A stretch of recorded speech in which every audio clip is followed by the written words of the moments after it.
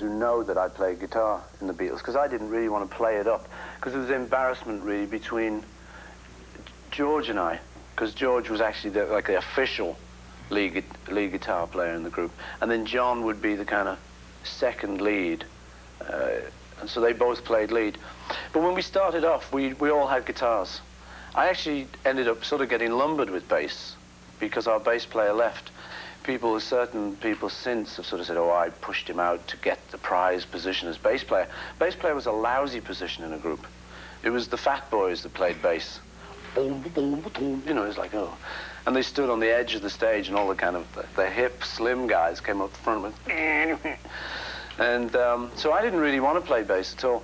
And I did play guitar, and I still do. So yeah, one or two solos I played on.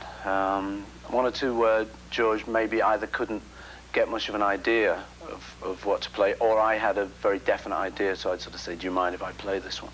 There's a little bit of friction. It caused a little bit of friction at the time. I think, you know, George may be thinking I was usurping his role.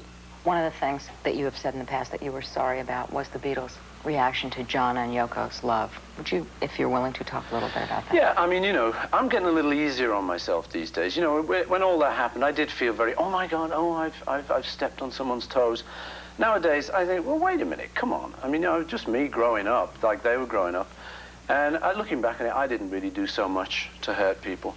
I think I've tried to remember what it was that was so hurtful, you know. I think one of the things that John said was so hurtful was that I told the world the Beatles had broken up. Big deal. I mean, you know, I don't think that's that hurtful. So like I say, you know, I think it's starting to come out that we were kind of regular people, that we did love each other. I mean, I definitely, no doubt about it, thought John was a really great person. And he was one of my heroes, you know, so it was great to be in a group with him. And he still is. I don't expect to ever work with anyone as talented as him again, but he went through a lot of problems. And when he was going through those problems, when he was going through his primal scream therapy, he lashed out at everyone, and he screamed at everyone, and I was in the front line. I mean, there's a thing recently, they're auctioning, they're always auctioning stuff. There's a thing that's just come out, which is some pamphlet, which John wanted to suppress. It was supposed to be a promotion thing about the group, but it didn't have a lot of photos of him and Yoko, for instance. Now, looking back on that, I think, well, that figures. She wasn't in the group. I mean, I'm not being mean, but she wasn't in the group. I mean, in actual fact, you think of it, the fact that she was in Let It Be, sitting on the amps. I mean, for most groups, most people would have just downed tools and said, no way. You know, unless she joins the group, unless there's a... But we, in a way, we were quite receptive, really. We didn't understand it, and it seemed strange to us. And when they went nude on the record cover, like everyone else, it was a little bit of a shock.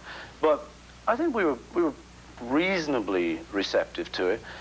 It would have been nicer to have been completely receptive, but nobody's perfect, you know.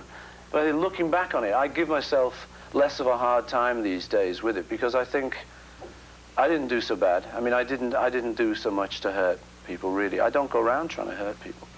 In the early days, you said you had working class dreams. Those have obviously been realized. What are the kinds of dreams you still have now? I have plenty of dreams, really. I basically have the same dreams I ever had. To write a good song. I still, you know, no matter how many songs you've written, you still want to write the one that just blows your mind. So I still have a lot of ambitions in that area. I'll tell you the truth of the matter is, actually, I always remember the answer to this question in the car on the way home. That's the ambition. Because I got millions of them. But, you know, some people say, what's left? That's what they always say. Paul, what's left? Not a lot. You know, but like I say, you know, I just like doing it. And keep doing it he will, as Paul McCartney told us earlier this week. He's considering going on tour with his new album, Press to Play, so at least we can have a chance to see him perform live again.